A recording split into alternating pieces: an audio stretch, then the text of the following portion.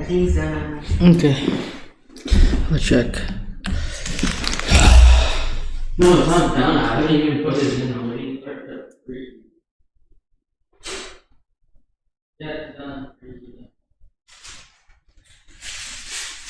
He said 7 minutes off, 7 minute timer down. Yeah.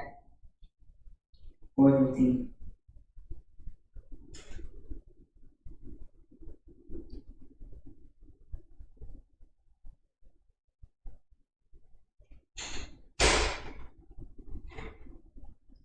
I said 7 minute timer. Or 5 minute. Did you say one? Yeah.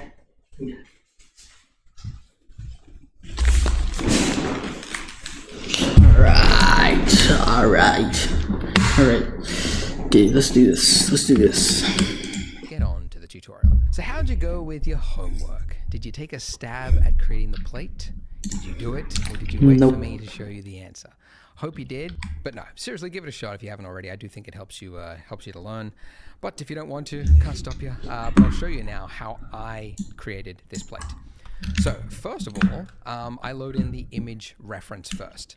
And I haven't shown you how to do that yet, so I'll show you now. If you go to the top of the screen until the cursor changes on that line there, just right click and then say vertical split.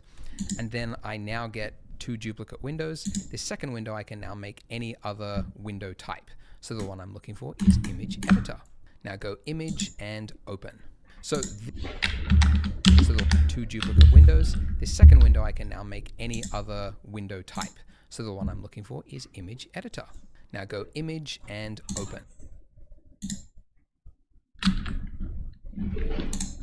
So this is the image we're going to use. It's one from Polygon because it's actually one of our models. It's a real ceramic plate.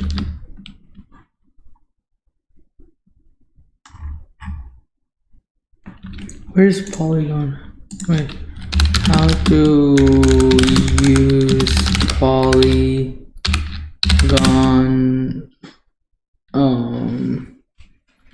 Blender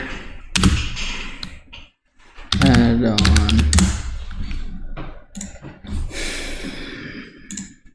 The new Polygon add-on lets you browse and download over 5,000 materials, models, and HDRs inside of Blender. To install it, you're going to go to Edit, Preferences, Add-ons, then click Install, and install the zip file that you can find in the description.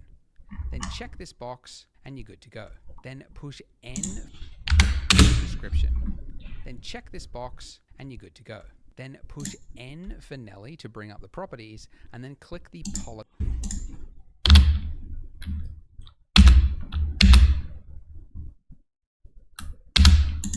tab. Now, depending on when you see this video, you might see a one-click easy browser sign-on, but for now, I'm just going to type in my username and password and log in. Now you can see a live connection of every asset on the web.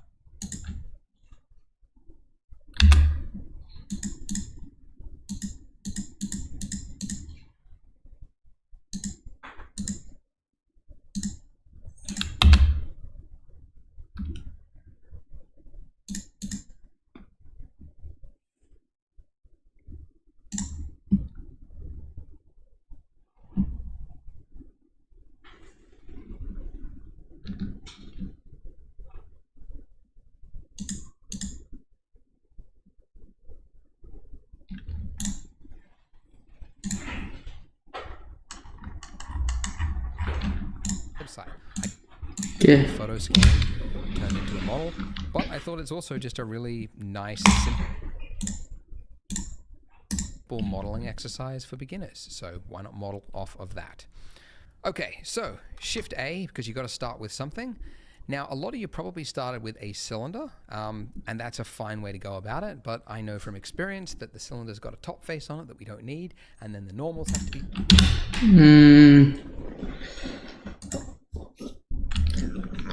Polygon.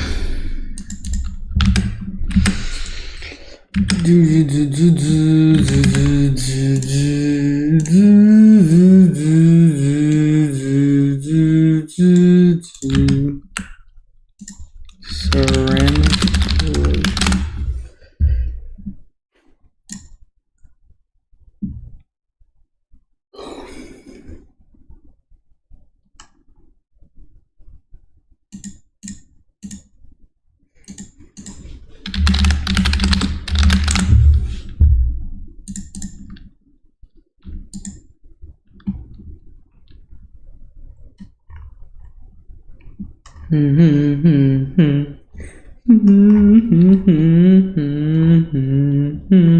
John, how much more time? Like 2 minutes. 2 minutes. I don't want to burn it.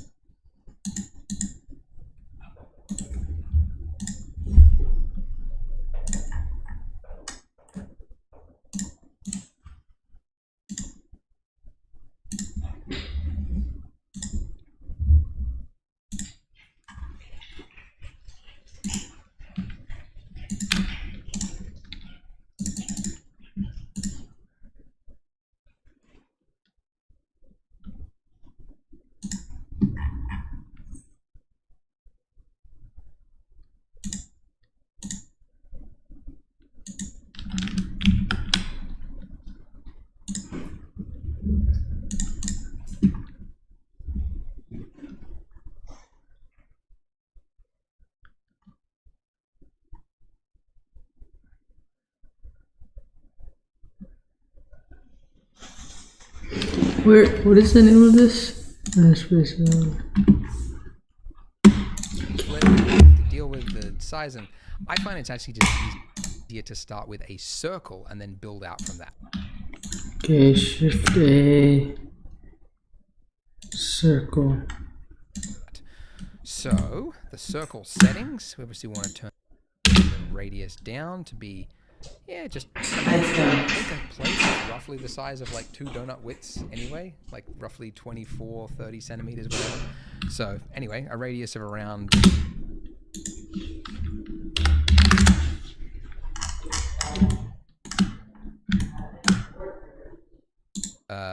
12 centimeters. Now the vertices, that's the resolution of your mesh, right? Now, if you might remember when we did the donut, when we added the torus, I said it's good to start with a low poly mesh to begin with because it's easier to add detail than it is to try to take it away. Who's playing? So mesh, Nathan, other Nathan, okay. No, I'm good. Why? Because of allergies. Later. And that's true, and it's good advice for like organic I'm food not shapes. going to get allergy. But in this case, I know that looking at the reference, it's got bevels, like tight bevels here and here. And it's going to be a lot easier to control that if I just use the bevel tool as we model, rather than trying to use a subsurf modifier later. Which is all to say that the resolution of the circle that we start with, I actually want to be the final representation. So essentially, this needs to be as round and high resolution as it needs to be so that I won't see any jaggedness in the final model. So I actually went with 100 vertices, which is quite high poly, but we have got the camera really close to it, so it makes sense.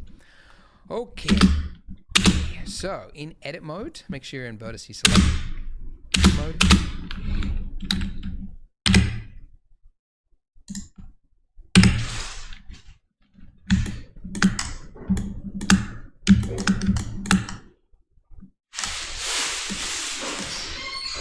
Well, honestly, I don't even need this.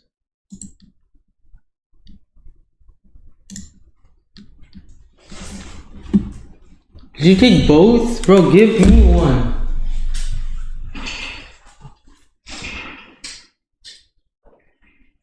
Oh, you didn't.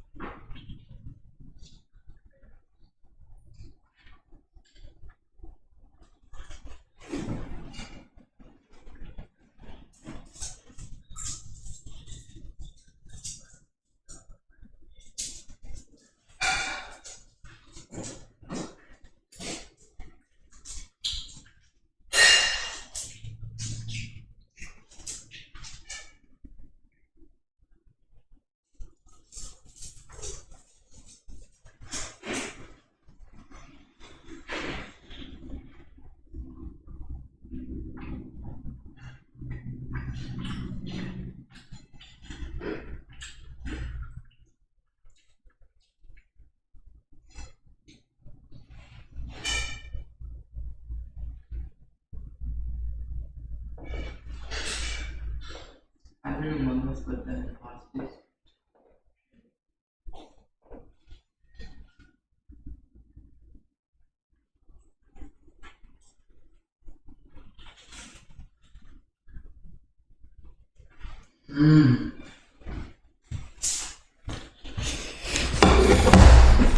How to get rid of screen split on Blender? How to get rid of screen split on Blender?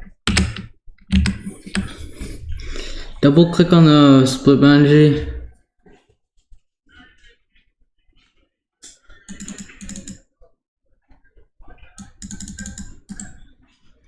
Join areas.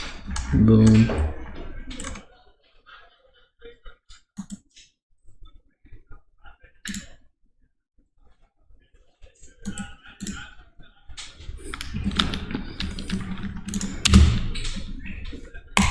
I've done recording so many times I can't remember when I've actually taught something or not.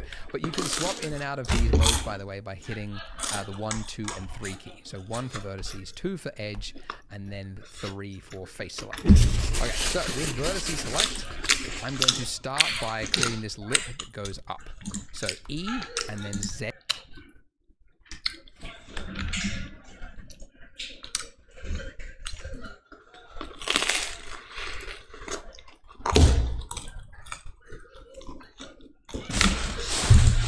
On the Z-axis to about there. I mean, we don't have measurements, but that looks like it could.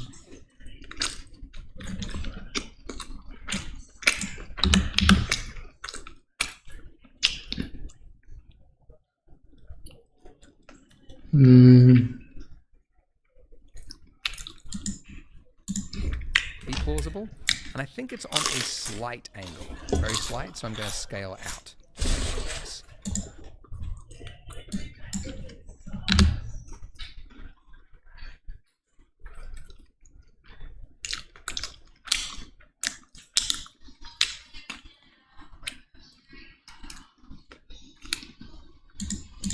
Alright, now for this next part of the lip, I'm going to E to extrude again, but I don't want to move it anywhere. I want to do it exactly where it is, but then scale it out. So right click and then S to scale out.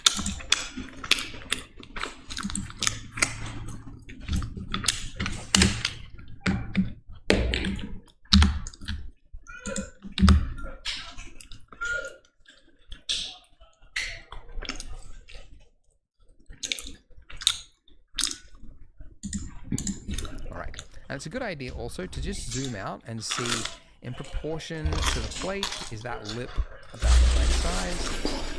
It is.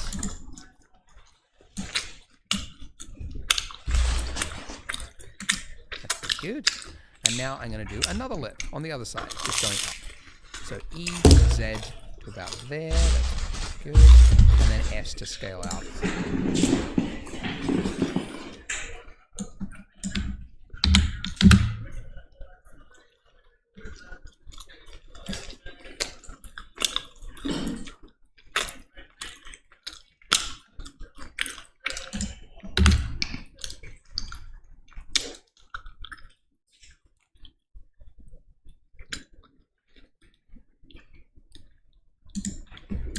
As well. Okay, awesome. Now, when you add in a circle, it doesn't come with a face by default. So if we go into wireframe mode, which also you can swap, sorry, not that mode, wireframe mode. You can swap in and out of these modes at the top here by holding down the Z key, so solid view and wireframe.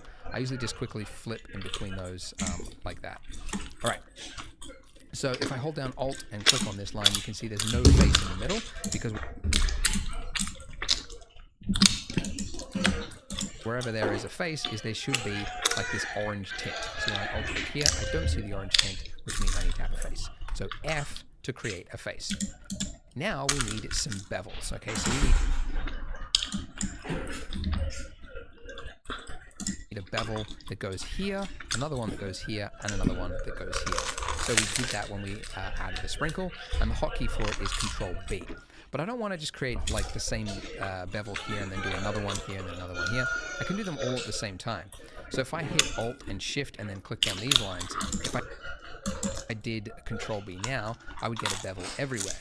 But the problem is that I'm also getting the bevel on the lines that are going this way, right? Like these lines, which is not what I want. But it doesn't know that I don't want them there because those are edges that are also selected, right? This line that goes like that. So what you need to use is just a different tool. So instead of vertice select mode, I'm going to use edge select mode. And now when I hit Alt click on that line and then Shift Alt click on this line,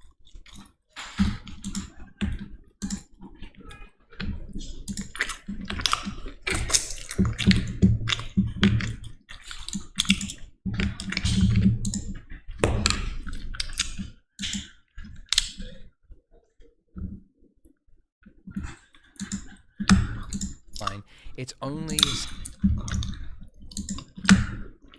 selecting those edges and not the edges in between.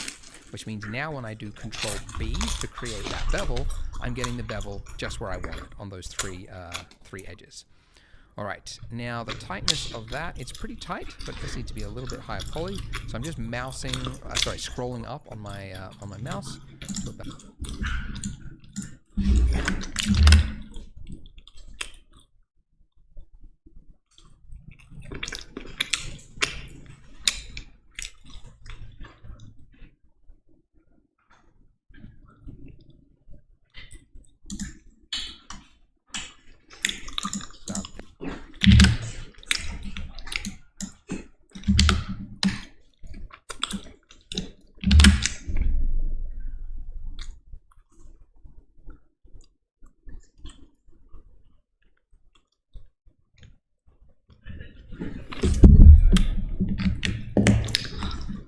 There, that's good.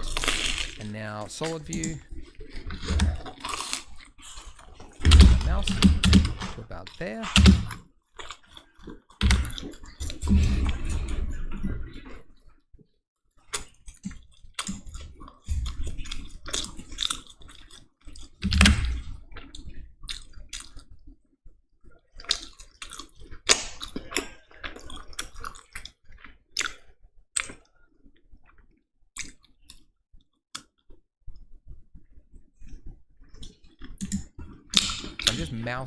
I'm just scrolling up on my mouse to about there.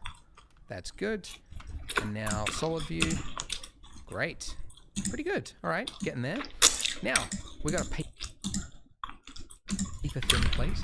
Great. Pretty good.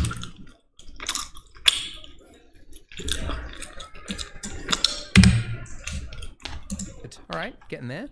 Now we got a paper thin plate. We don't want that. So for thickness, I'm hoping most of you got this right, but it's our old trusty modifier, the solidify modifier that we used previously.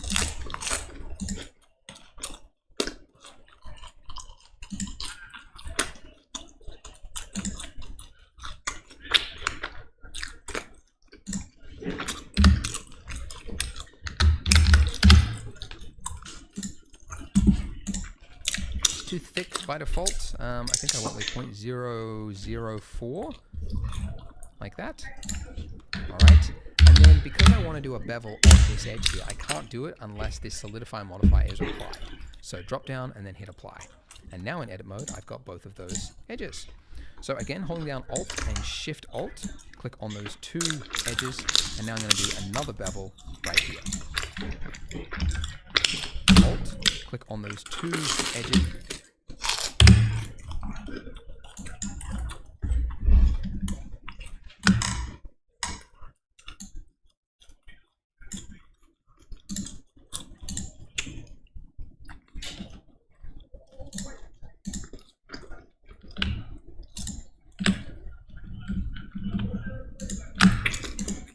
And now I'm going to do another bevel right here.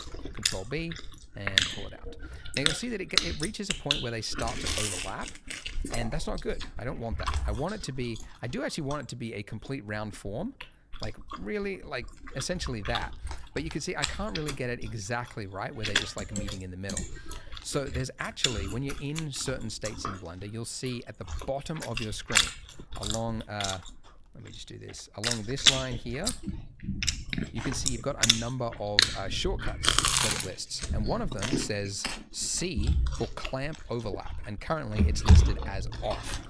So if I, oh dear, let's cancel that. If I, when I hit Control B, whilst I'm in this state, if I hit C, it will turn clamp overlap on, which means it will only bevel and to the point that the edges touch, and then it will stop. And that is exactly what I want. So I'll just click to confirm.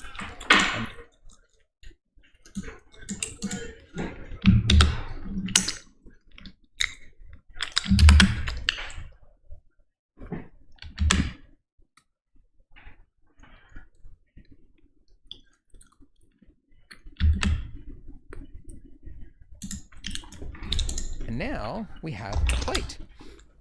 But when you're modeling something like this, it's very common. If you're doing like extrusions and then you're canceling the extrusion and scaling out, you can end up with vertices on top of vertices. And in fact, when we did that bevel clamping thing, I think what it's done is it's got two edges and they've now merged the vertices in the middle, but it's sharing the same space. So whenever you've got two vertices in exactly the same space, you can have like artifacts that will occur later on. So after I model something like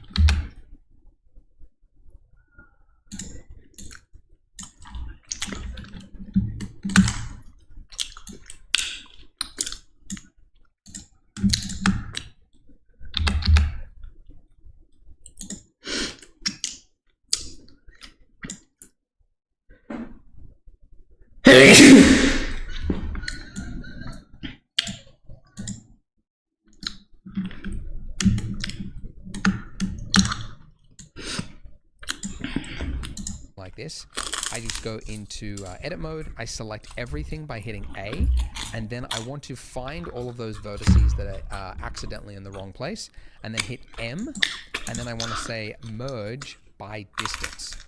And now you can see on the bottom, I just go into edit mode. I select everything by hitting, after I model something like this,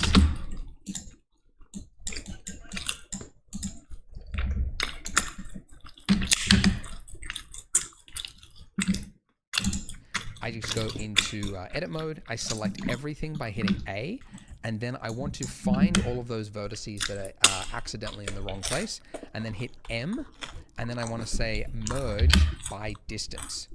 And now you can see on the bottom of my screen, look at that, it merged 300 vertices. I've modeled this plate a few times. Sometimes it deleted like 400 vertices. Usually it deletes 100. Evidently, when I was doing the extrusion and then canceling it, I think I maybe did it a few times. So we had like 3 rings essentially in the exact same place. So that's why you do that step, because if we didn't, then you would have that and you wouldn't know until you see artifacts later on. All right, but that's it. We now have a wonderful looking plate, and we can close that. Oh yeah, I should show you how to close the window. So when you are closing something, you can go here on this edge and you can right click and then say join areas.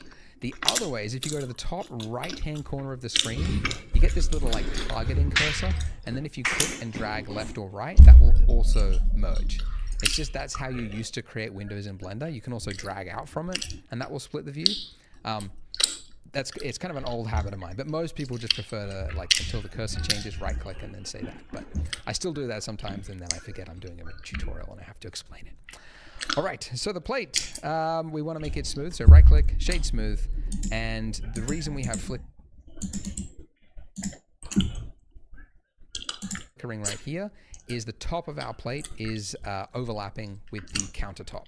So we just need to move this up slightly so that it's not doing that.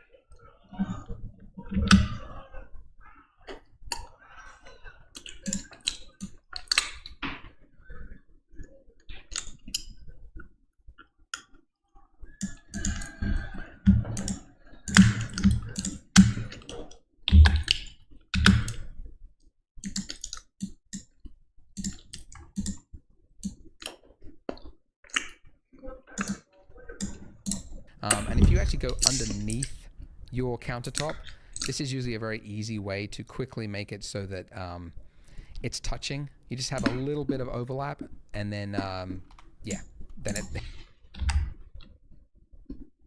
it's touching. You just have a little bit of overlap, and then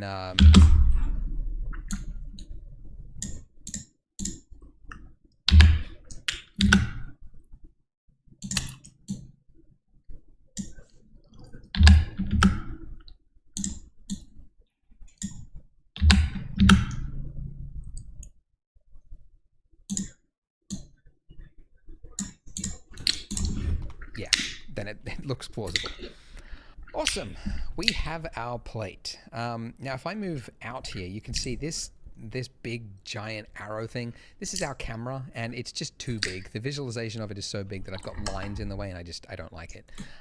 It's actually a pretty good scale for a normal scene, which is, you know, usually tens or hundreds of meters, but we're so small that this camera is just too big. So in the camera tab, go to viewport. Viewport. Display, and then just turn down the size, right? And I'll go for, yeah, like 10% of what it was to about a 0.1. Okay, great.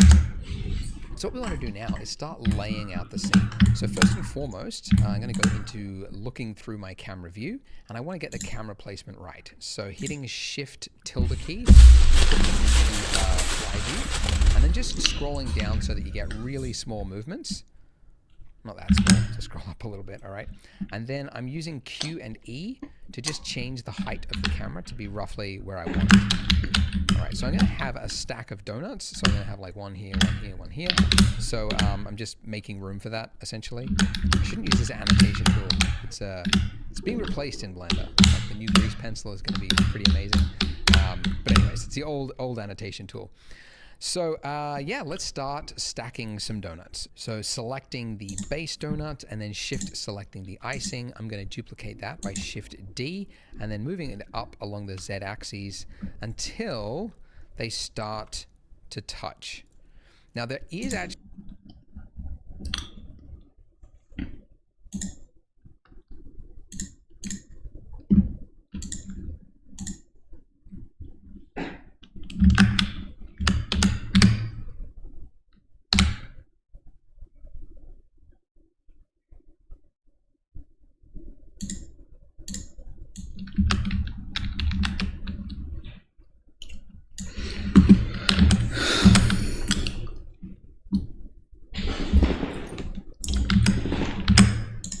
some new snapping tools that is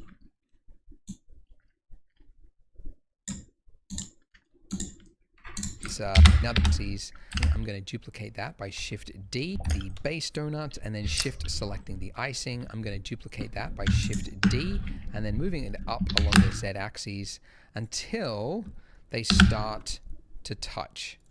Now there is actually some new snapping tools in Blender that is pretty handy, but from experience, having tried it for this, so many like little pieces of sprinkle and everything that you're going to have overlapping anyway, because donuts are quite spongy, so they would be, you know, it would be plausible that it would be like kind of squishing the sprinkle. So it's okay to have some clipping. So something like that is okay. Now I'm going to do another donut. So Shift D again, move it up along the Z axis to about there. And I want to make it an interesting stack, not just like a straight stack. So I'll move these around so that we've got kind of a like an S shape, like that. All right, duplicate.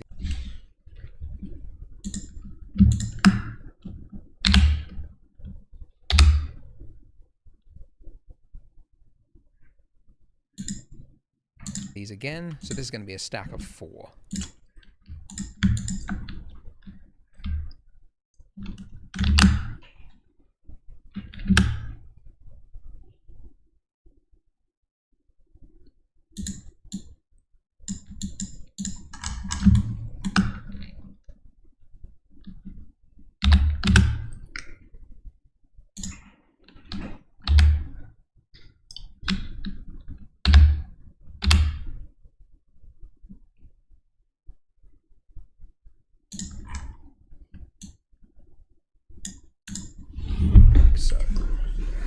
this one, I'll pull back this way, rotate that, go down.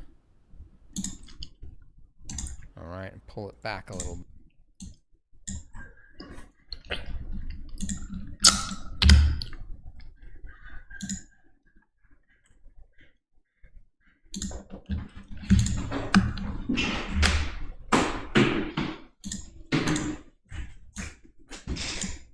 But okay, lovely. Now, looking from the camera.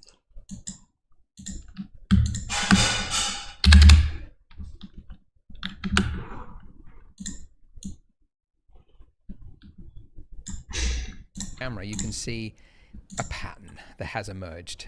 So you can see this is the same as this, is the same as this, and the eye is very good at detecting patterns, so that's going to be a very big deal breaker for the viewer. They're going to notice that, and it's just going to make the picture look worse. So with each donut select one by one, I'm going to hit R and then tap Z, and that's going to just rotate along the Z axes. But you can see if I just tap Z, that axes that I put it on a little bit, like just tilted it, it's now like reverse the tilt because I'm rotating along the Z. But what you can do is you can rotate it along its original axes by not tapping Z once, but twice.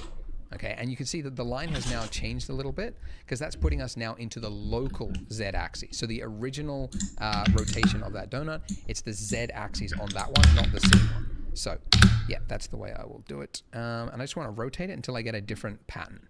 So now I've got these little wavy shapes, that's good. Now this one, I'm going to tap R and then Z and Z again. So it's the local axes, that's pretty good. And then this one, I'll do the same thing, R, Z, Z, just move it a little bit that way. All right, and now it's a lot less predictable. Cool, and now the same thing for this one. So I'm going to do a stack of 3, so 4.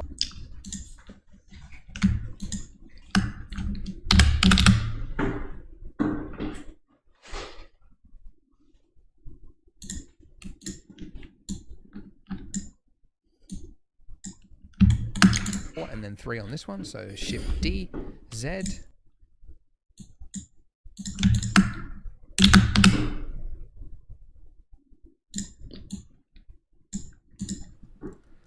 And just coming in here. This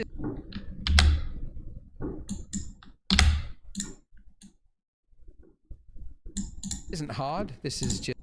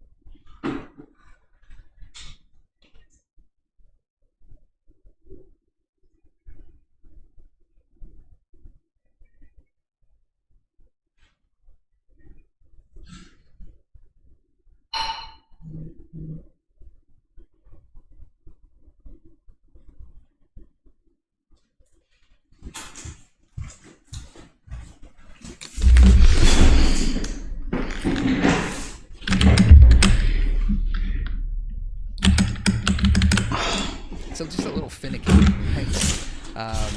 It would be good actually if you could use motion, sorry, not motion, like a simulation. Blender does have rigid body tools, but it's again,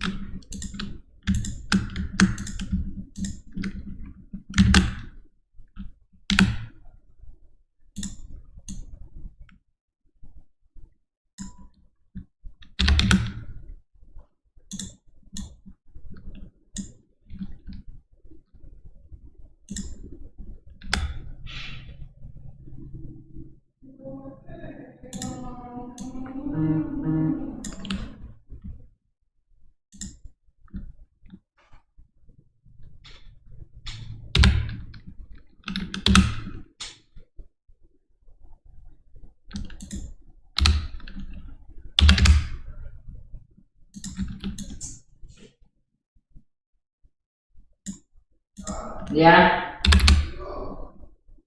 Yeah.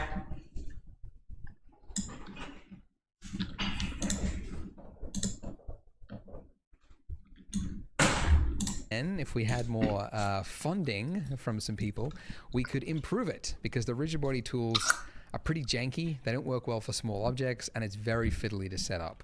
But I've seen other tools, plugins that people...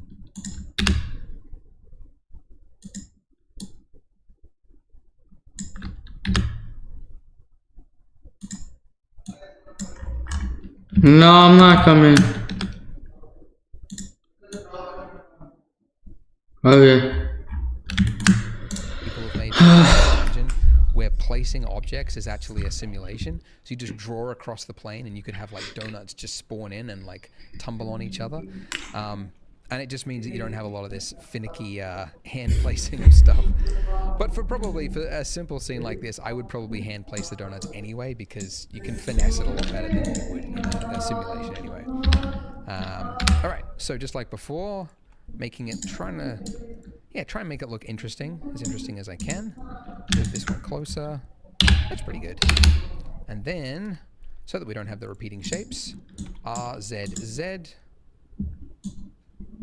like that.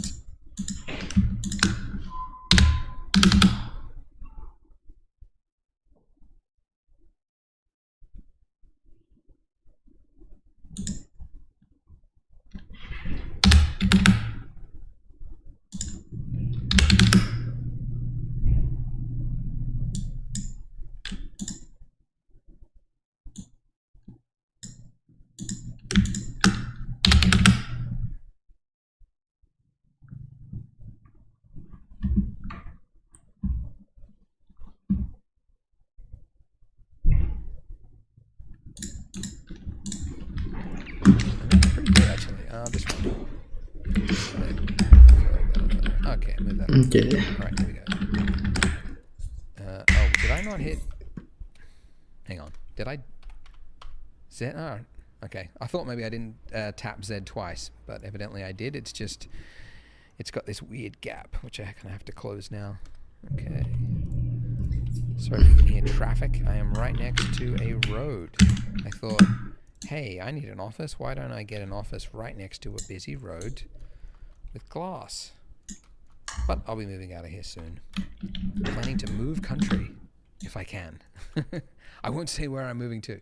No, I'm planning to move to the United States, actually. Looking to get a visa. Because I want to move to LA. LA. It's where all the other YouTubers are. And I don't know. Every time I go there, I come back with like a bunch of ideas. And yeah, so I'm moving if I can. Still waiting for a visa to be approved, but we'll see. All right, so I'm just making small adjustments here and there.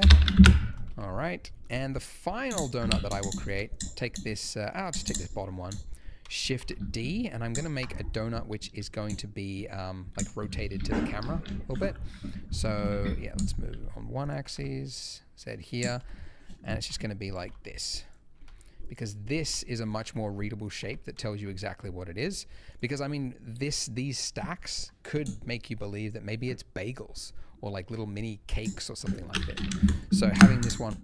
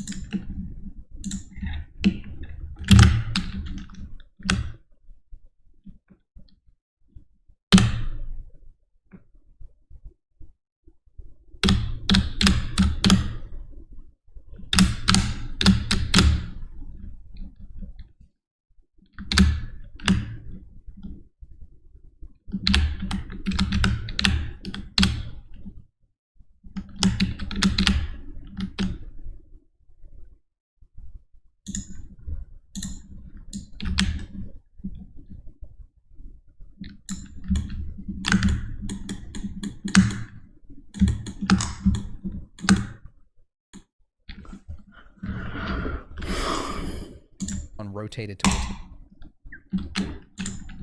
the camera, or like, because I mean, on one axis, said here, and it's just going to be like this. Because this is a much more readable shape that tells you exactly what it is. Because I mean, these stacks could make you believe that maybe it's bagels or like little mini cakes or something like that. So having this one rotated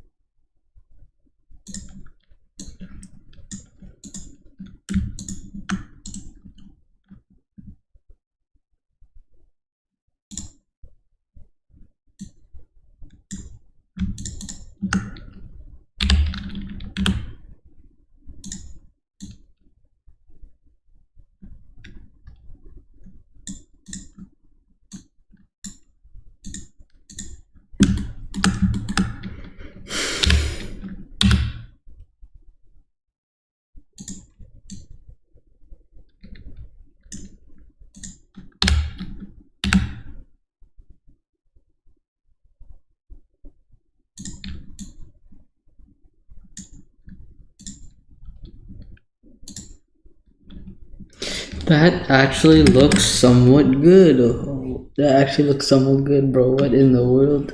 Why does this actually look somewhat good?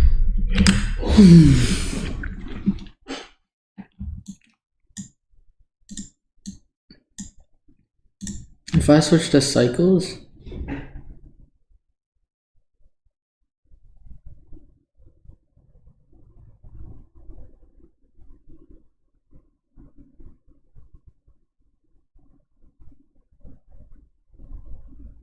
Oh yeah. Switch off cycles because it's gonna crash my PC, and that's not what we want. Because a crashed PC is not good for anybody. But dang, that looks pretty good, bro. That looks pretty good, bro. Dang, that looks pretty good, bro. That looks pretty good. That actually looks pretty good. PC is not good for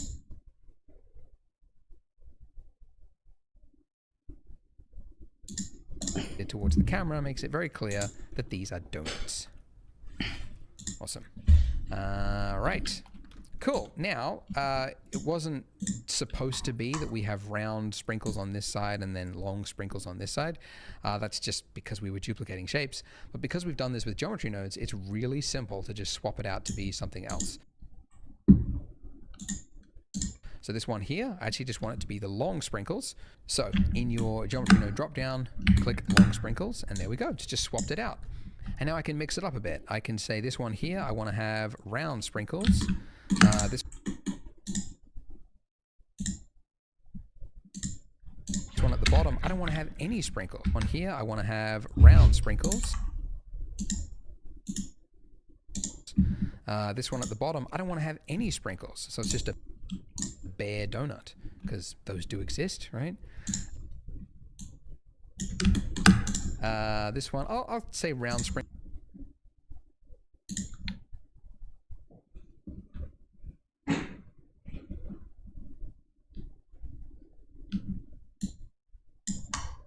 Sprinkles on there, and then I'll make this one long sprinkles.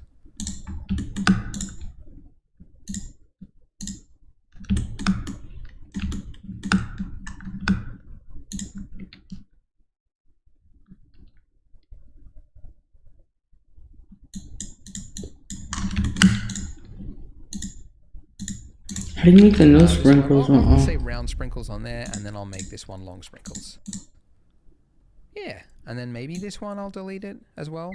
So we get like two plain ones. That's pretty good. And there's a big gap here. I don't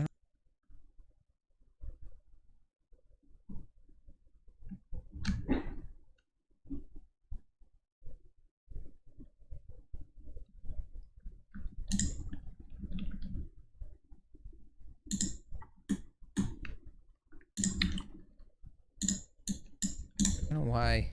How did that happen? What did I do wrong? Evidently I made a big gap. By the way, here's a tip. If you so if you just hit R, you're in like tilt mode. But if you tap double R, so you tap R twice, it's now in trackball rotation mode, which depending on your view can be what you want. So I just go there, double tap R, and I just rotate it towards the camera a little bit. And pull it down. Maybe that's what I did. Maybe I lowered the bottom donuts and the top ones didn't go with it. If you wanted to, you could actually parent the donuts to each other so that when you rotate or move one on the bottom, then it moves the one on the top. But I don't think it's really necessary, and it can be a little bit hard to work with as well. So, yeah. Oh, they're now touching. I gotta move them apart. Yeah, something like that. He's touching. Now, the countertop, I'm gonna scale this out until They're touching. the edges of the countertop, like this edge that is here, and then this edge that are here, are just outside of the frame. Because our camera, I mean, we are going to add a camera animation so that it goes down, but we're not going to be like...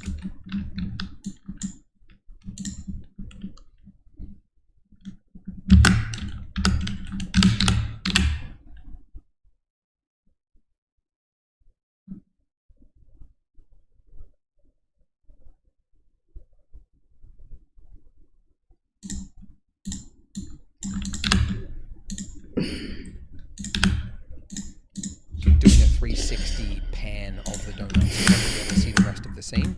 So we don't need a kitchen countertop that stretches all out this way. It's just a waste of resources.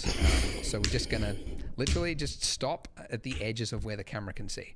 I used to think when I was starting 3D that that's like lazy, but now I'm like, no, that's like how you use your resources properly. Otherwise you end up doing stuff that nobody ever sees, which is actually a pretty common problem in the industry. People over-engineer models and things just in case the camera needs to be close, and then it never does, and then, yeah, anyway.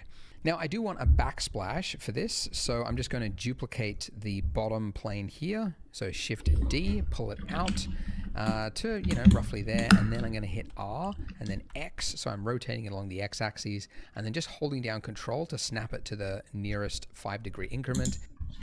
X-axis, you know, roughly there, and plane here. So Shift-D, pull it out to, you know, roughly there, and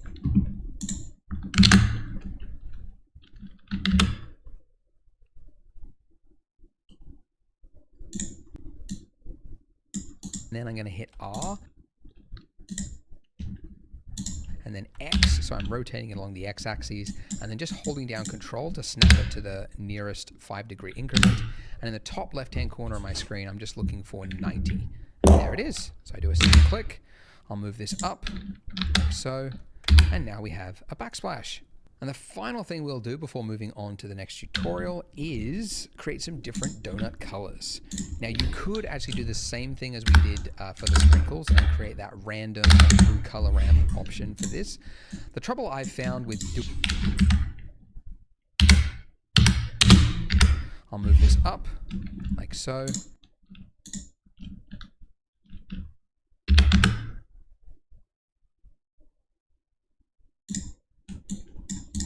And now we have a backsplash.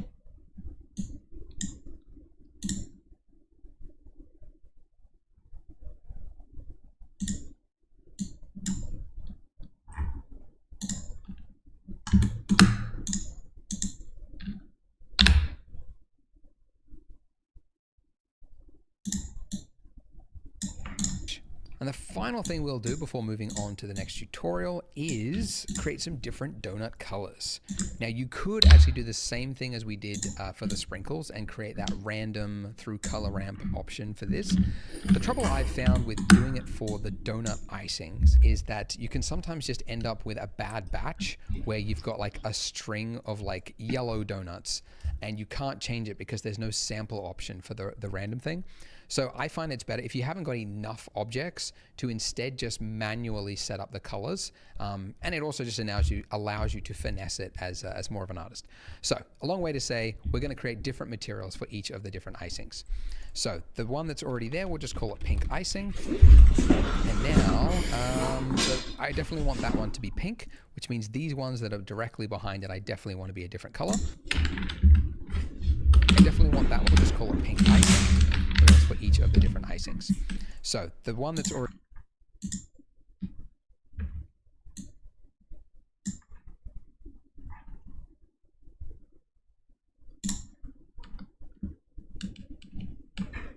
there, we'll just call it pink icing.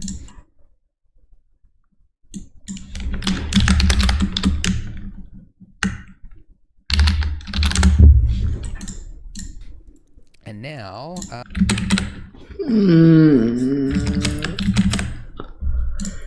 so I definitely want that one to be pink, which means these ones that are directly behind it, I definitely want to be a different color. So I'm going to click the little number to make it a single user, and I'll call a different color. So I'm going to click the little number to. Why is there 9? 1, 2, 3, 4, 5, 6, 7, 8. Donuts, donut, donut, donut, donut, donut, donut, donut.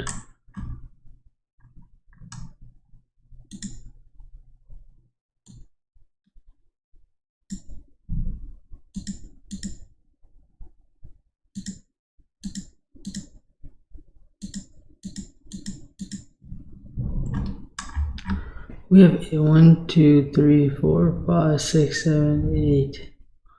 2, 3, 4, 6, 7,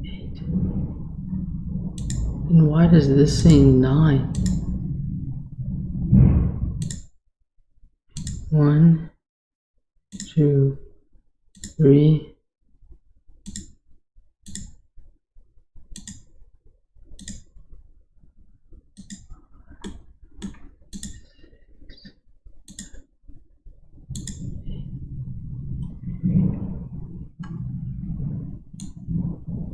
Where's the 9 coming from?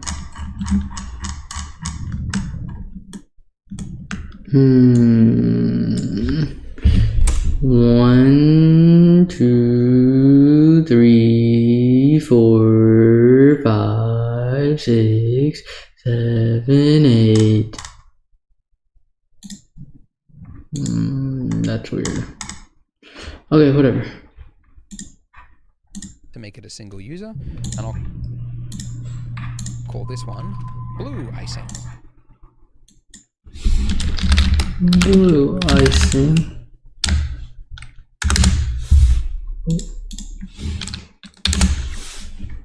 And then the color, I'm going to make it a kind of an aqua-ish.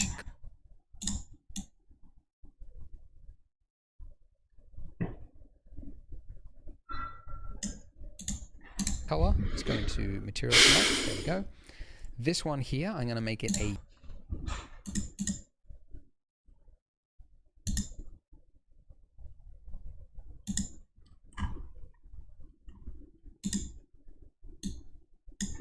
yellow icing, so clicking the little number.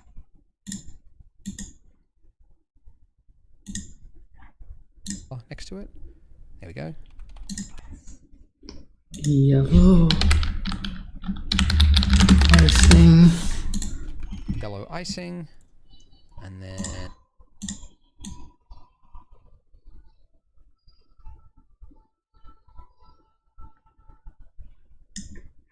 about there, that's good. And I did not get that color.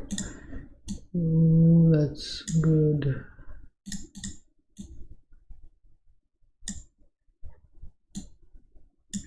then this one icing, and then about there, that's good.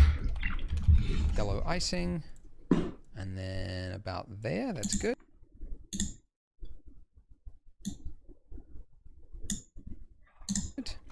And then this one at the top, I'm going to make it chocolate icing.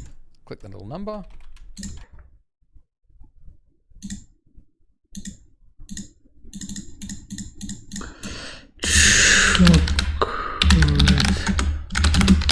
Icing. Chocolate icing. Let's go brown. Yeah. It's like how saturated, how warm is chocolate. I mean, I guess you could have like a really desaturated chocolate that's just very dark. But I think it's, the more saturated, it kind of looks like milk chocolate, like the kind of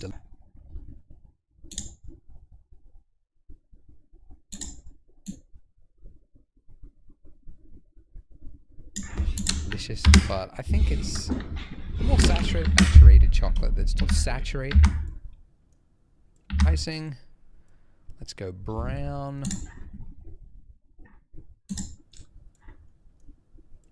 Yeah.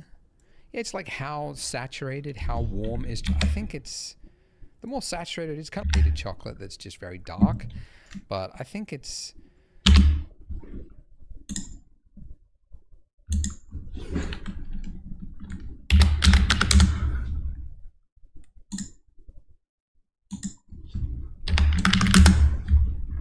the more saturated is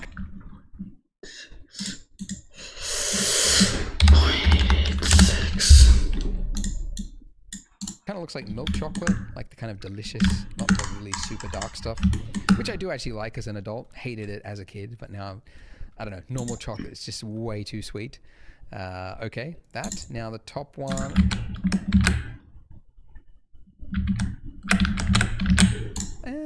I'll make that one pink. Yeah, that's fine. And then this one, I'll just make it blue icing. And then this one, I'll make it yellow icing. Oh, wait, now I've got the, yeah, it's blue and yellow. That's not good. So this bottom one, no, the middle one.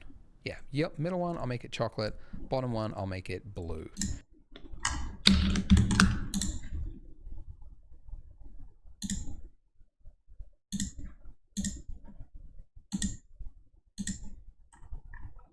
Just trying to get like a nice, no, I've got pink and pink next to each other.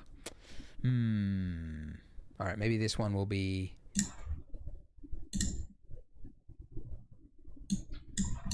yellow as well. That's too yellow. All right, maybe the bottom one can be pink. There we go, that's better. All right.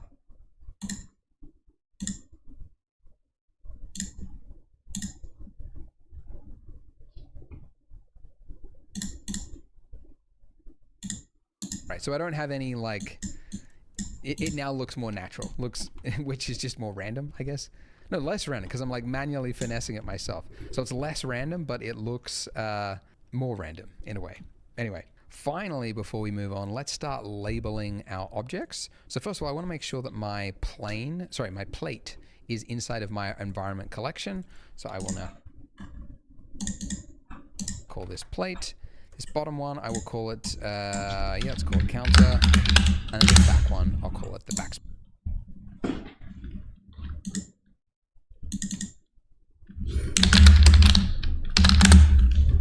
Splash.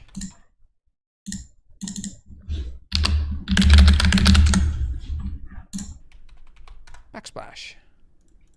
Awesome. We have done it. Oh, we do need to give a material to our plate as well. Can't just have it as a default material or else it'll look terrible. So, new material. And the first thing I want to do is adjust the roughness and make it look kind of, shiny, like the ceramic plate. Let me just load that up actually one more time. There we go, use that as my reference. So it's somewhat shiny. And then also I want to give a subsurface because ceramic does actually have a little bit of that, that creamy bleed through of the light. So I'll turn my weight up to 1.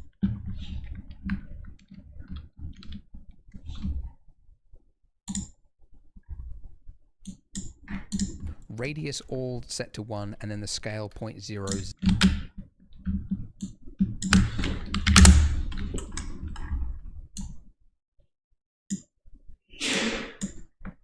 0.1.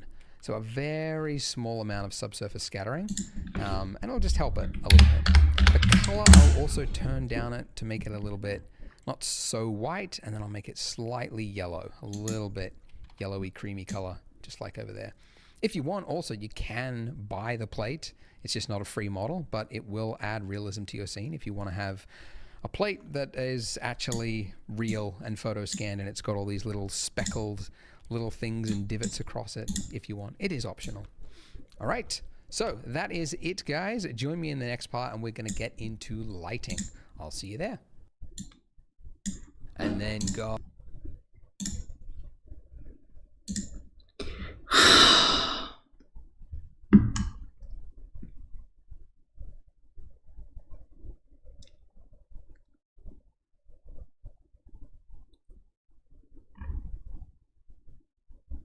Do you guys know that in 2020,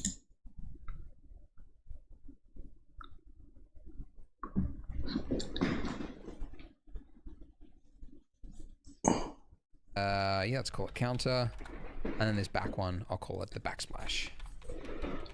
Backsplash. Awesome. It does actually have a little bit of that, that creamy bleed through of the light. So I'll turn my weight up to 1. A very small amount of subsurface on it to make it a little bit not so white, and then I'll make it slightly yellow, a little bit yellowy, creamy color, just like over there. If you want, also, you can buy the plate. It's just not a free model, but it will add realism to your scene if you want to have a plate that is actually real and photo scanned, and it's got all these little speckled.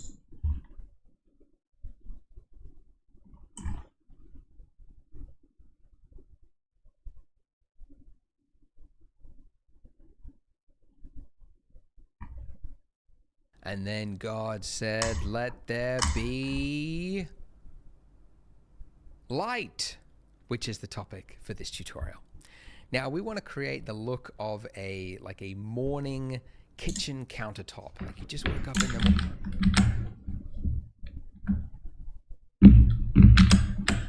morning, the sunlight's coming in and it's warm and it's inviting. So we're going to want to have some sunlight coming in from the left. Now we could take our default lamp here and turn it into a sun lamp and then try to angle it like that. But the reason that this looks so terrible is that one of the key components of natural light is not just the sunlight, but the skylight around it. Getting that the right shades of blue and white and the gradient as it goes towards the horizon. And that's actually quite difficult to do. But thankfully, there's a relatively newish feature in Blender which we can use. So rather than using any lamp at all, I'm going to delete the lamp. So there is no light in my scene whatsoever, and instead go to my world tab here, and then where we've got color, I'm going to click the little yellow dot and then select sky texture. And what this has added is besides just the sky texture, it's also added in a sun lamp. So if I rotate around, we should see, look at that, real sunlight coming across it. Now it is very hot by default.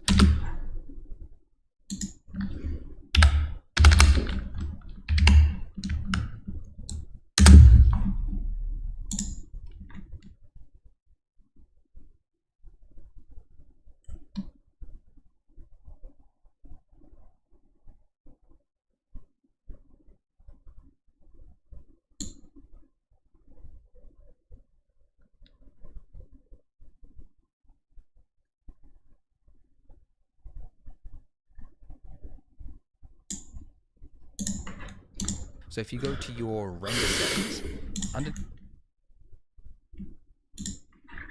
color management,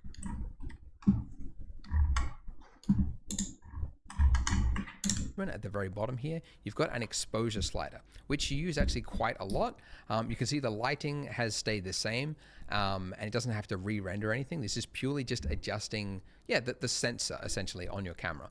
And if you hold down Control, I usually just snap it to a -2. Now,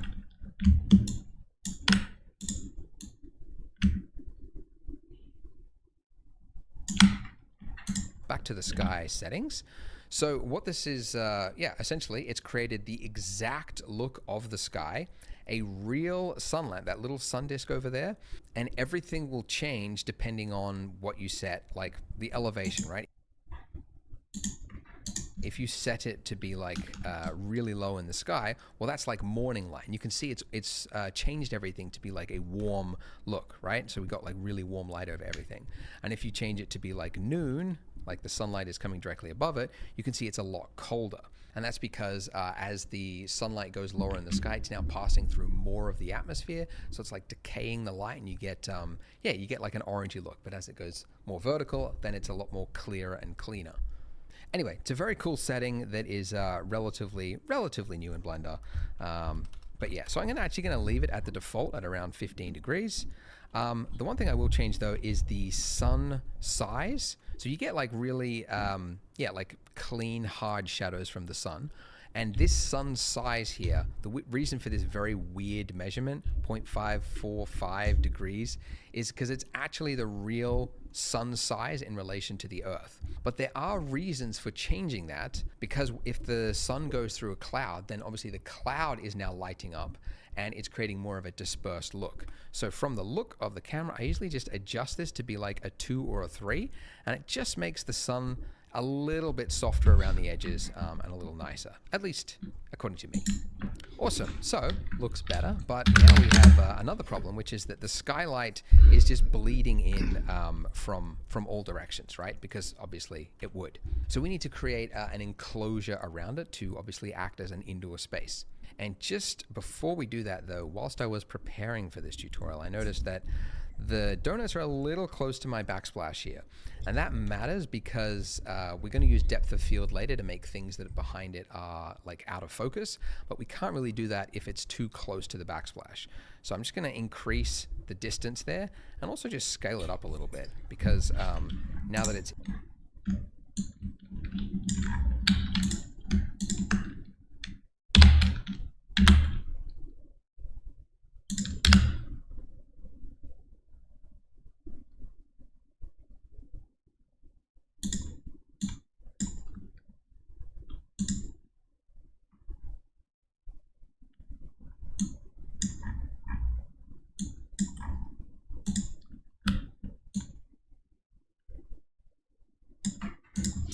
background.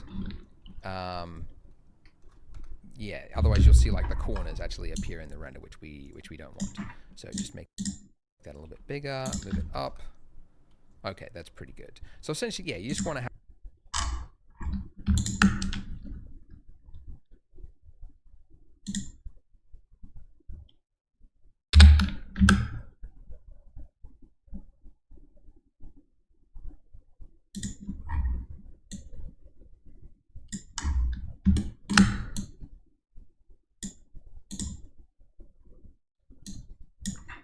have like 1, 2, 3-ish plate widths, I think will do it. But yeah, something like that.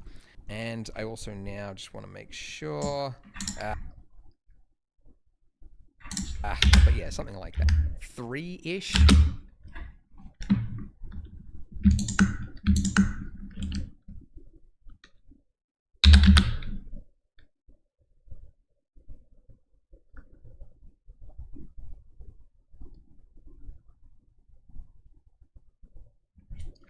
One, 2, 3-ish.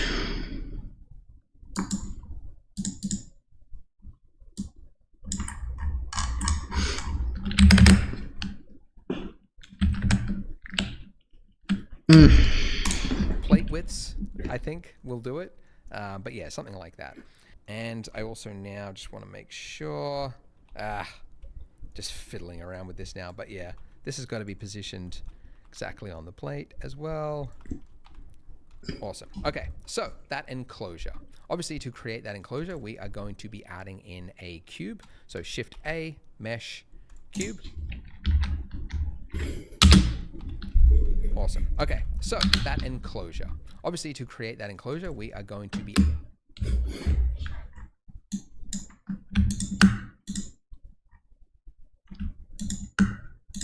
So this has got to be positioned exactly on the plate as well.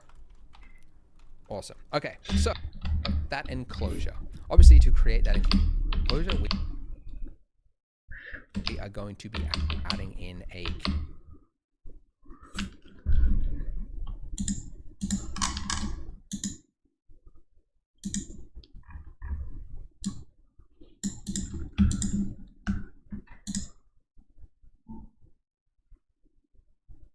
Shift spacebar.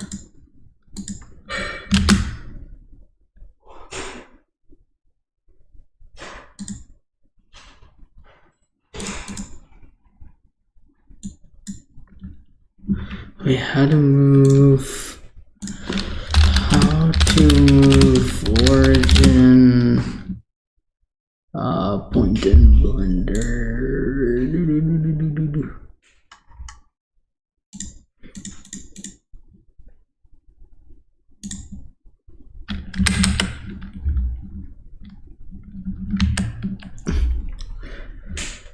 Control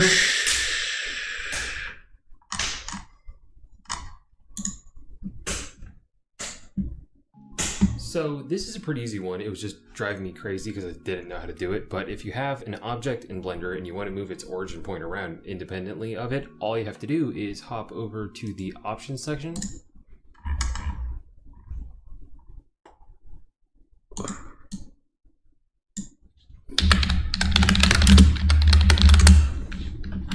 What is this called?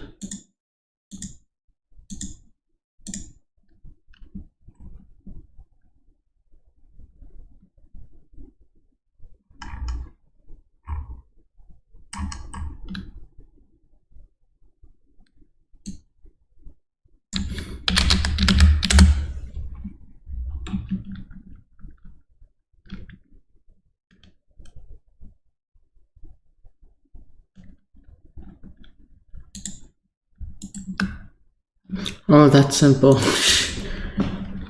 Okay.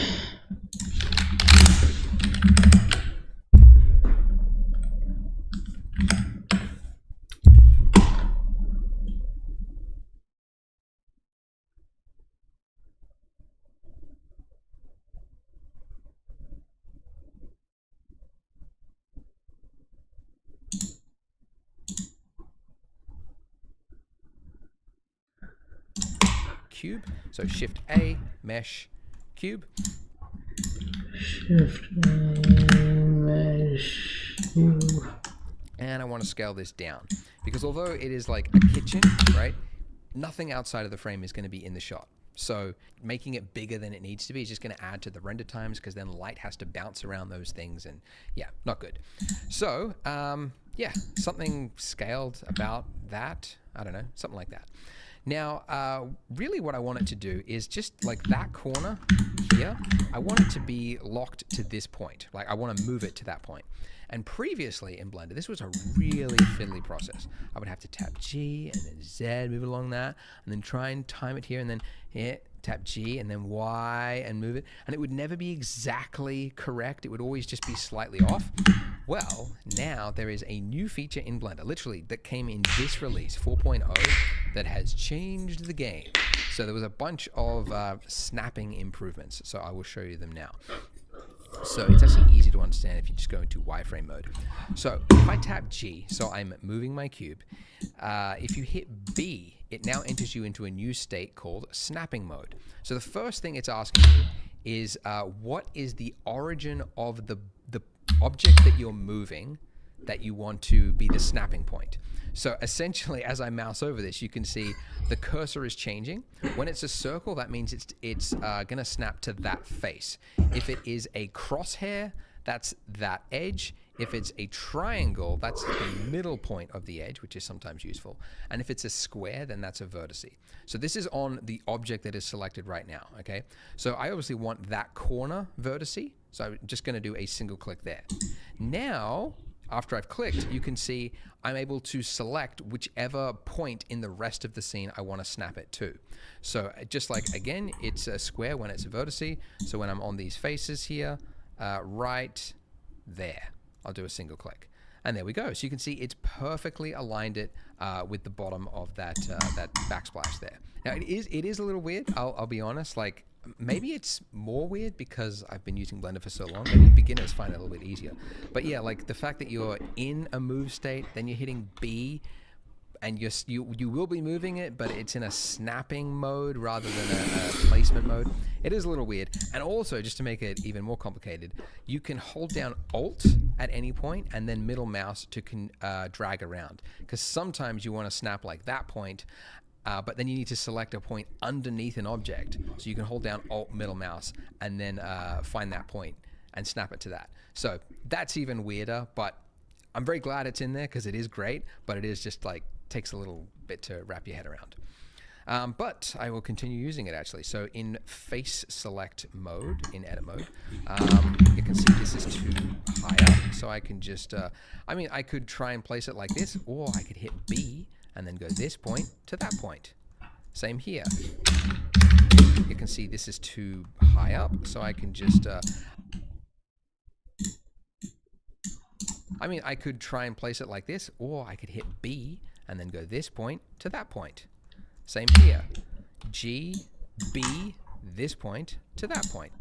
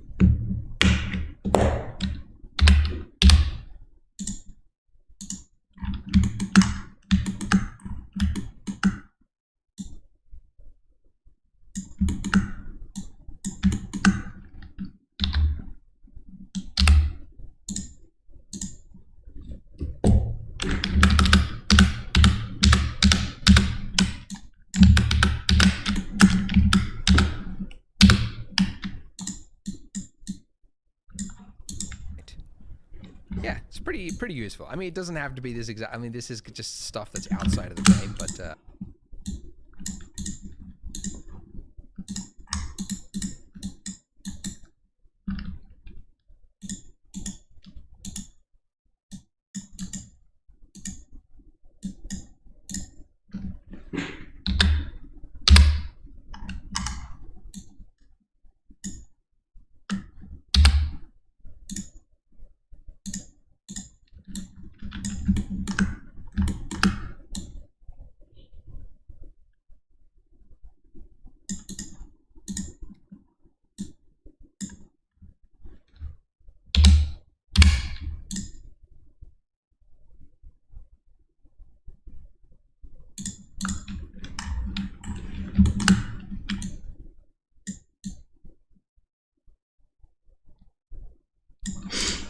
But anyways, all right, and I'll move this out. So I do need to create a little bit of space here because the camera needs to sit here, obviously.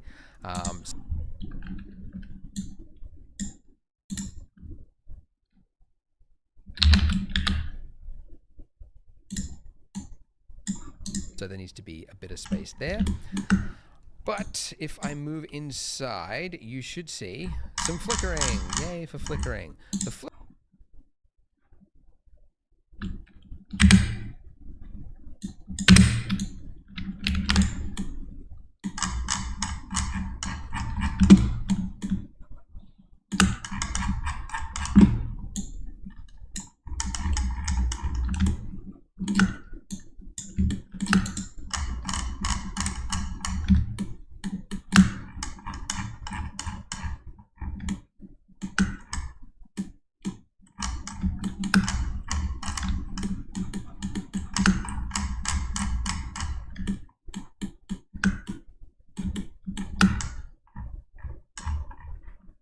flickering is because obviously the cube comes with 6 faces, but we've already got 2 planes right here. And we don't really need those planes. We could actually map a marble texture to the cube, but then you have to deal with UV unwrapping and all that stuff. I find it's actually easier sometimes to just work with planes and use that instead.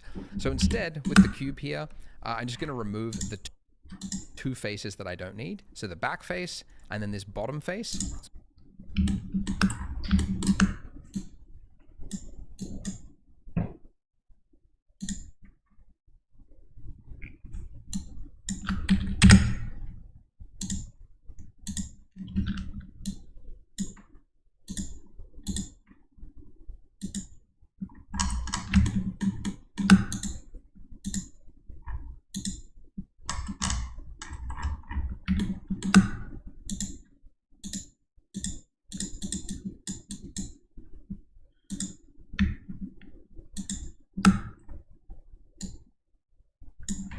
So selecting those 2 and then hit X, which is another way to delete, and not vertices, that's what we've been doing currently. Instead hit faces. So it's just deleting those faces. So now you should see you have, it's kind of like an open box, 4 sides, and then the back and the bottom are open. And now what I need is an opening on the left-hand side to be that window. So to do that, I'm gonna cut into it so that I get a little bit of gap here on the left-hand side to be like the gap between the wall and the window, and then another gap here between the bottom of the countertop, and So I'm going to inset, and for that tool it's I. So I for inset, and it's now kind of like it's shrinking that face into itself, and you're just like choosing its scale essentially. I'll hold down Shift to get a more precise movement, and about there. That's pretty good. And now I just delete that face. So again, X and then faces. Awesome. So we should now see this, which movement, and about there. 0.262.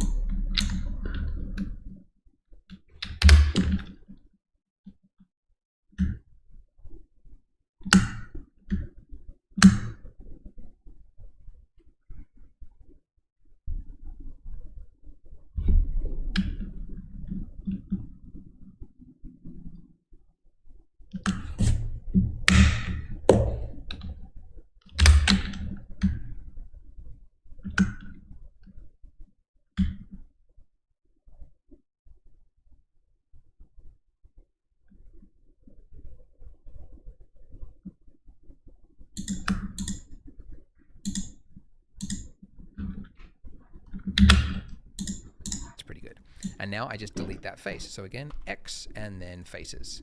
Awesome. So we should now see this, which in rendered view mode, rendered view mode should hopefully look okay.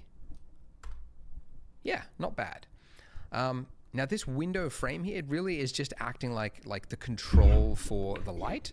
So if I want, I can much more precisely place this. Like I don't want that much light coming in, you know, creating all that light on this side of the wall there. I can also say maybe I need more space here so that I've got a little bit of darkness so I can put some things in the background without them falling into light. And then this bottom face here, so this bottom edge, this is going to control where the light starts in the scene, right?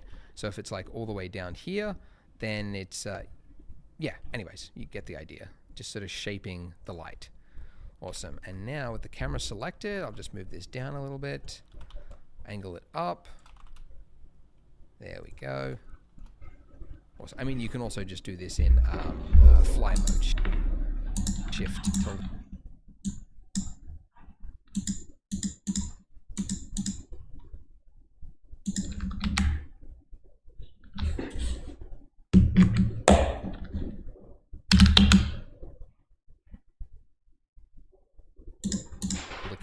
but I like hitting the R tool and then just selecting the axes, and I can just tilt the camera exactly where I want it. Awesome. So, coming in, if I want, I can much more precisely place this. Like I don't want that much light coming in. If I want, I can much more precisely place this. Like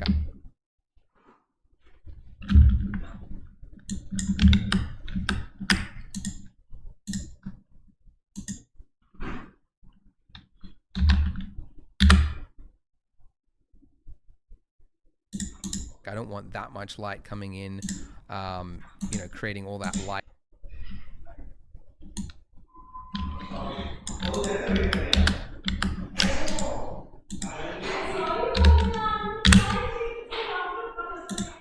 On this side of the I'm here. I can also say maybe I need more space here so that I've got a little bit of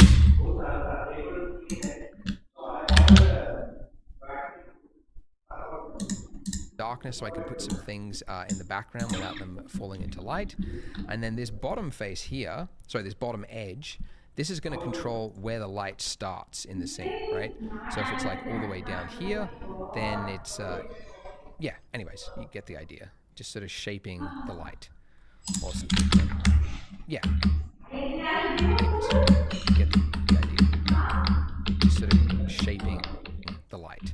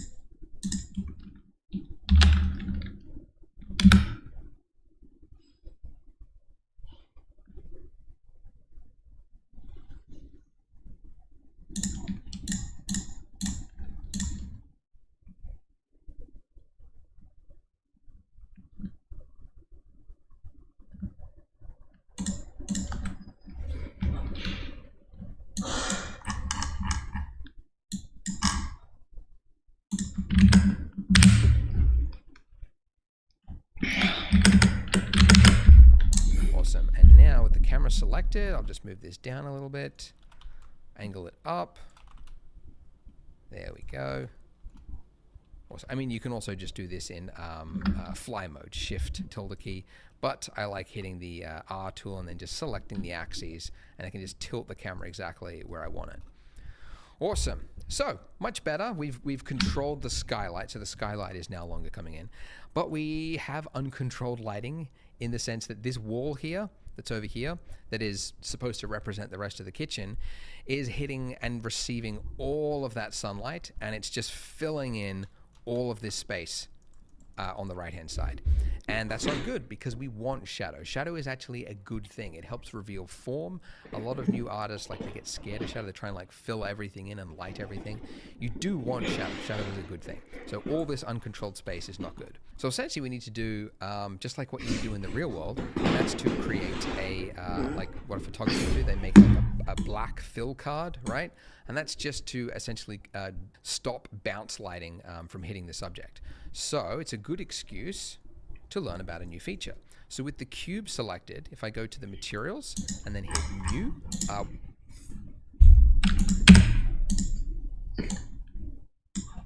we're going to keep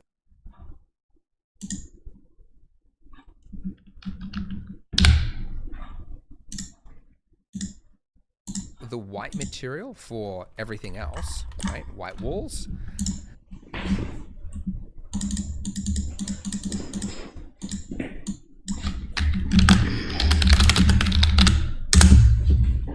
But then I can add another material right underneath this one by hitting the plus button, then adding an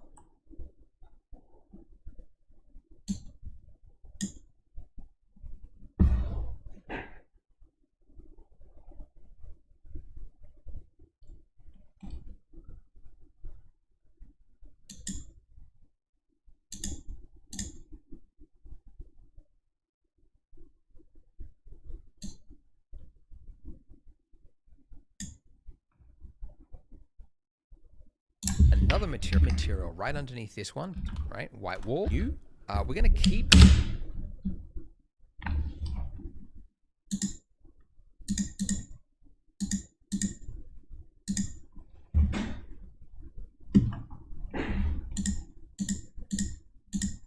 the white material for everything else. Wait, how come this isn't on?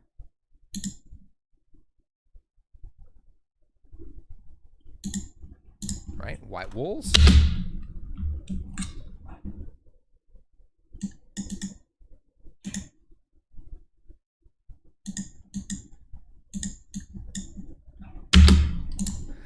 But then I can add another material right underneath this one by hitting the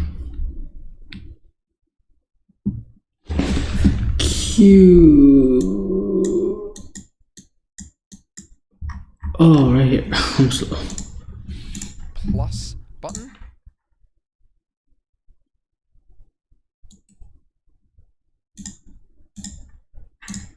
Then adding another material, and I'll call this one black.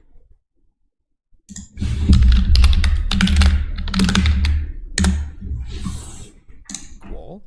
And I actually will change the shader from principled to a much simpler diffuse. And I actually will change the shader from principled to a much simpler diffuse. It's just easier for cycles to calculate than a full principled one. And then this, I'll just change the color to be really dark, almost black.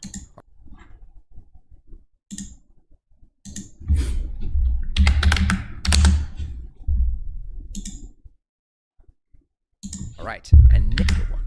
And then this, I'll just change the color to be really dark, almost black. All right, and now in edit mode, I'm going to go face select, and I'm going to select that one wall that I want.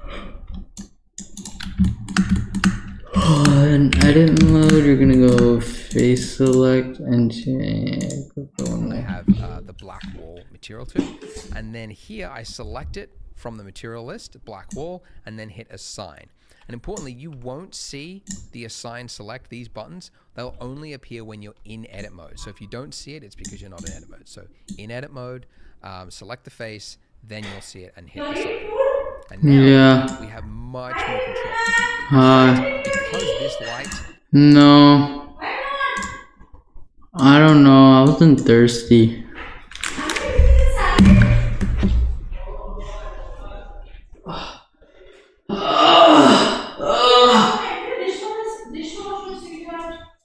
Okay. I want to go to the gym. Huh? I need to go to the gym. You can come and I'll be. No, I can't go. What? No, I can't go.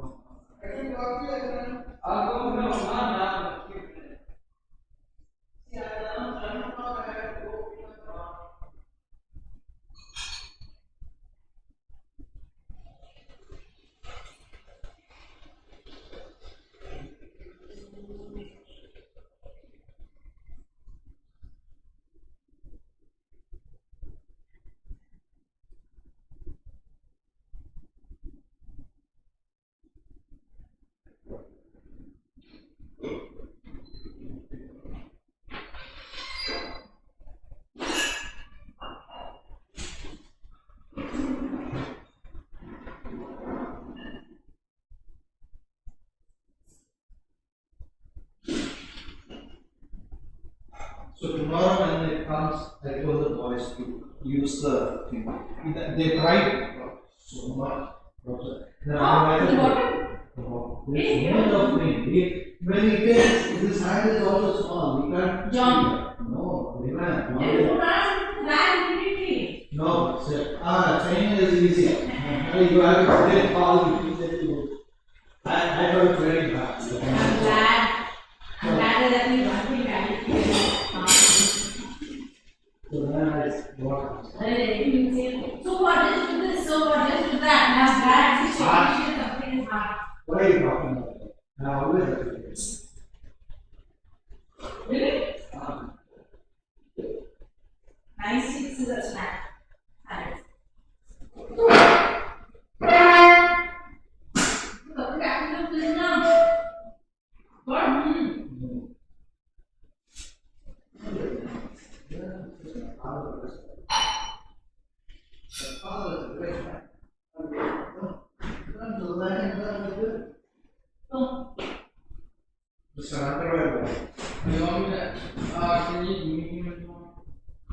Hey, did you change the videos? You saw the name from Yeah. But please do, because then once the school starts, you won't have time. Use it, do it now itself. And send it to him because then we can just say, hey, videos are done, only the narration. Okay.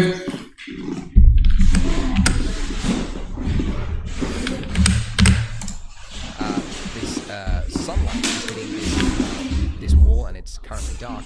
This color here now becomes almost like the control of how much fill light I want on the right hand side of the donuts. So the brighter it goes, the more fill light I get. And it's a very simple way to control that lighting a bit better. Also, yeah, it's a very simple way to control that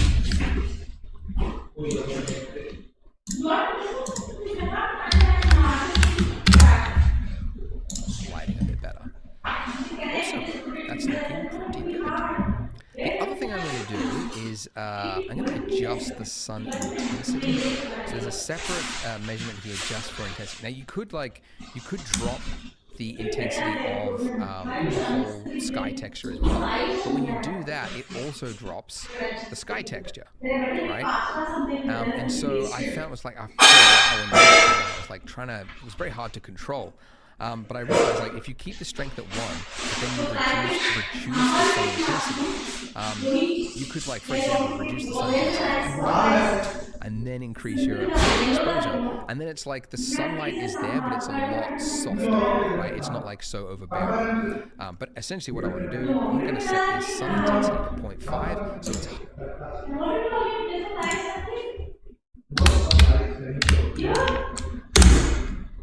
half of its brightness. The sky texture has full brightness, so it's just a little, a little less hot, essentially. Awesome. Now, 2 things I will show you before we close this tutorial, which can be I didn't eat anything. Why not? Yeah, I'm not hungry.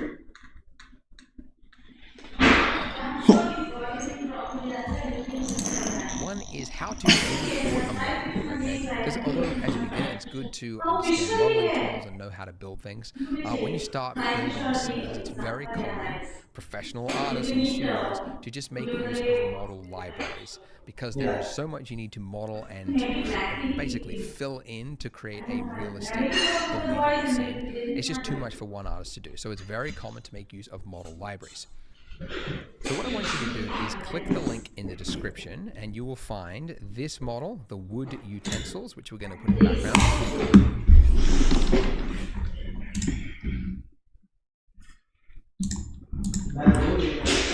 Is a free model and it's available in multiple softwares. The one we're looking for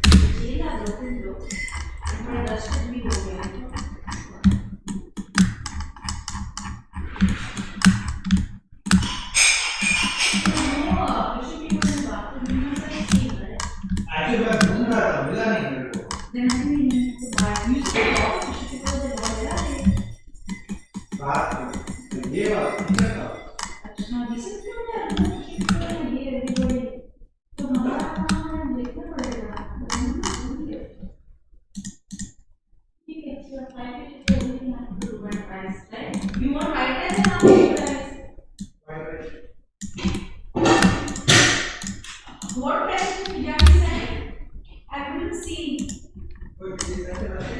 Something private may take you from that's why I was not sure what it is.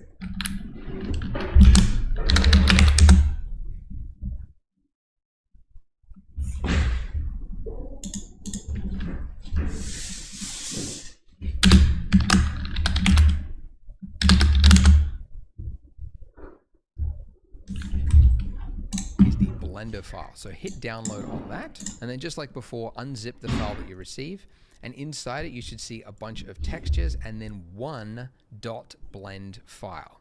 Then we're going to go to File, you would think Import,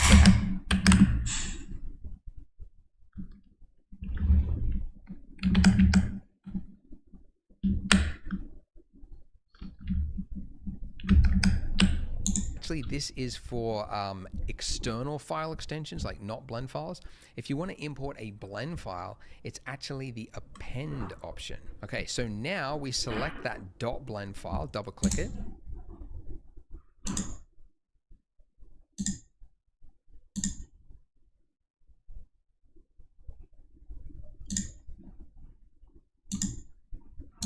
And now we're actually reading the blend file. We're reading the information inside that blend file, and it's saying, what do you want to import? Do you want to import just a single object from that blend file?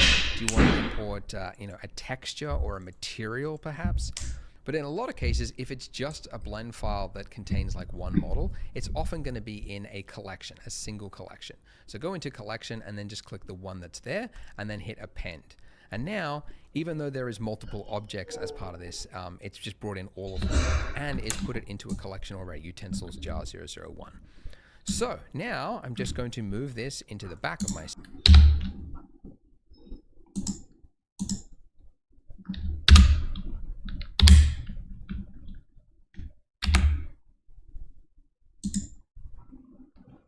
scene, and that's it.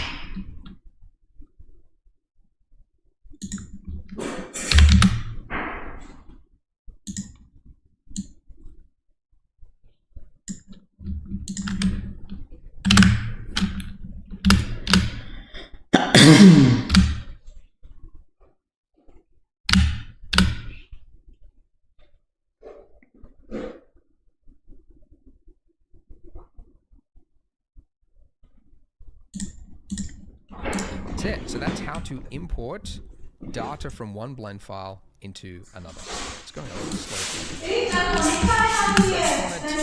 Somewhere in the background like that. The other thing I want to show you how to do is how to install an add-on. Because although you might think that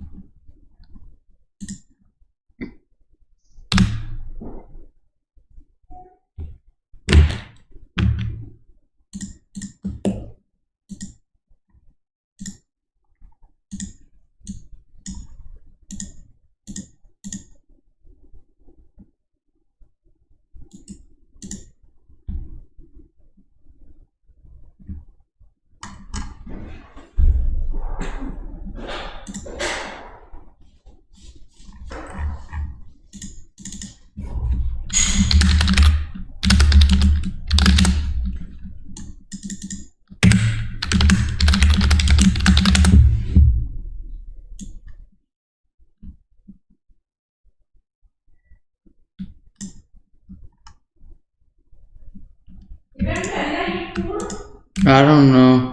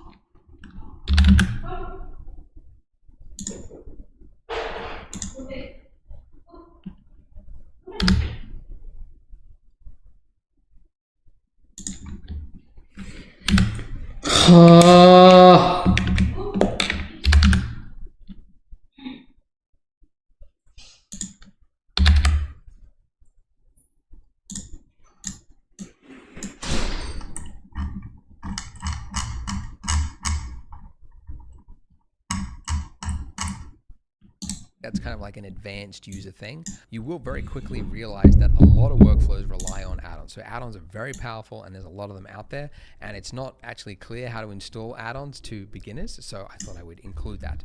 So obviously we're going to use the Polygon add-on. I mentioned this earlier. It just lets you like download and import objects with one click. And there's a bunch of free models in here as well. So you can actually get started with those and do some interesting things. Click the link in the description. This will take you to the download page, and you're just looking to download that. When you go to edit, down select the name or click the tab here. They models, there's just this spider one I thought looked quite nice. But I'm going to be using a paid one, just this spider one I thought looked quite nice. But yeah, you can access one of these free ones if you want to. And there we go. Awesome. So this is our render. We are nearing the finish, and there we go. Okay.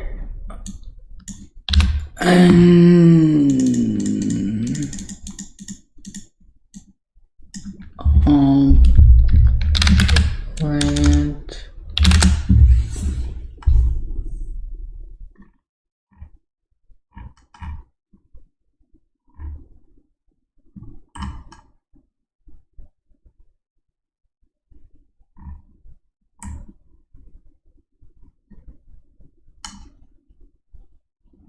Also, you can access one of these free ones if you want.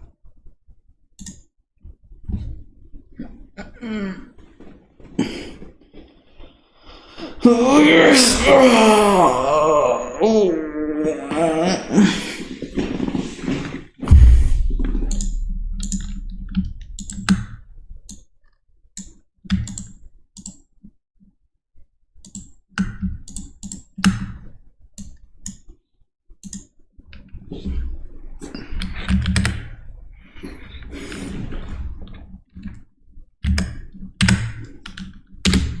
And there we go. Awesome. So this is our render. We are nearing the finish line. I can feel it. We're getting close. So join me in the next part. We're going to dive into the composition and then animation and then the final render. So click here and I'll see you there.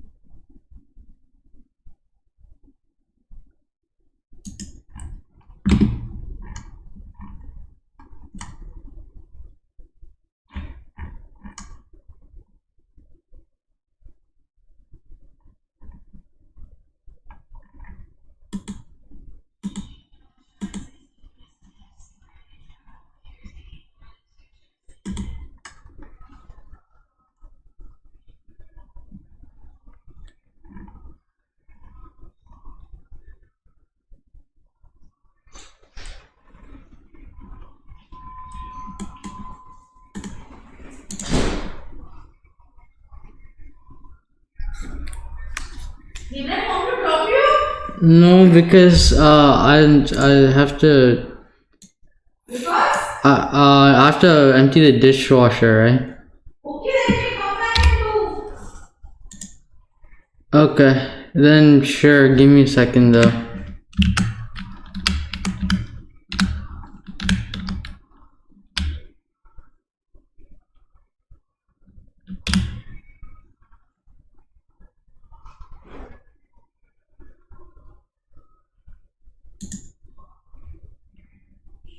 Where's the camera?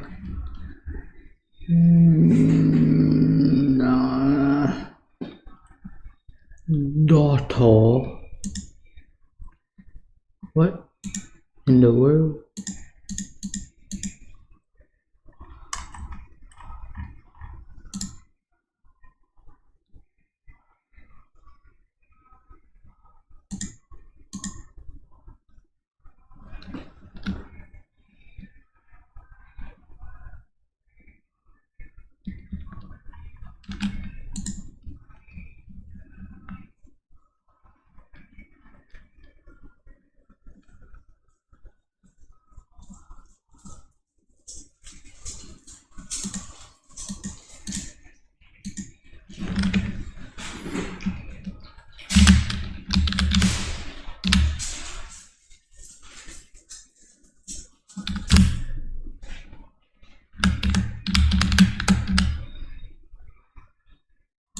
But how do you make that's something I should probably know.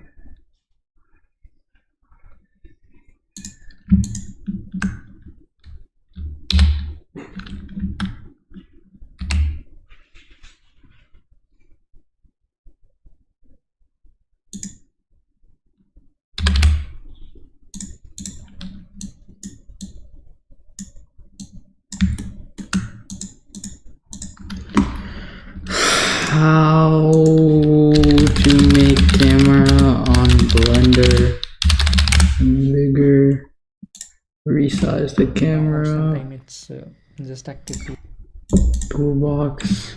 tool option. Just simply go to the output properties, and here in the X use command B.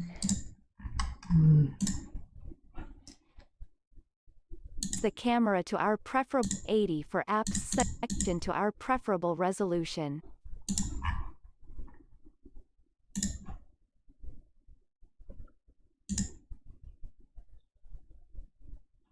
In camera view, scroll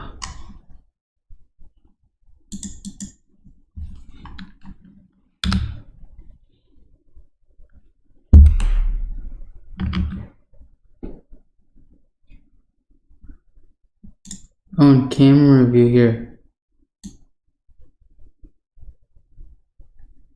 This is what I'm looking for.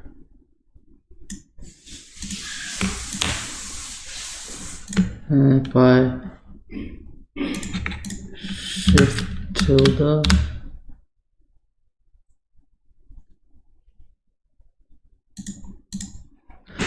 okay, that's that done.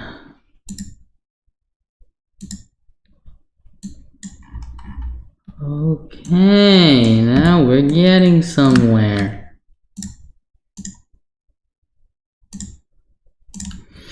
Alright, I'm gonna go to the gym, come back, and then finish. Ugh.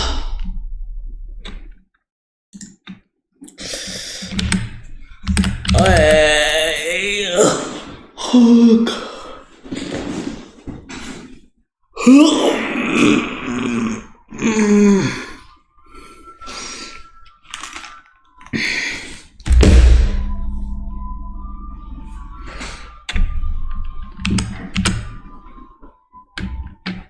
Okay, if I go to camera view, it'll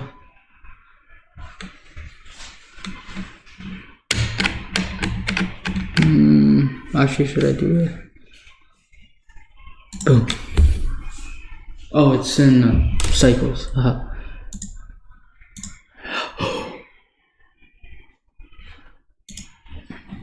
Alright, see you guys in the next one. Alright. Bye.